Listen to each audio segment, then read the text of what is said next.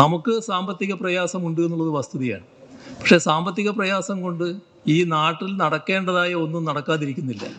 നമ്മുടെ വികസന പ്രവർത്തനങ്ങളൊന്നും സ്തംഭിച്ചു പോയിട്ടില്ല. നമ്മുടെ ആരോഗ്യരംഗമായാലും വിദ്യാഭ്യാസ രംഗമായാലും ലോകം തന്നെ ശ്രദ്ധിക്കുന്ന രീതിയിൽ വലിയ തോതിൽ മെച്ചപ്പെട്ടു നിൽക്കുന്നു.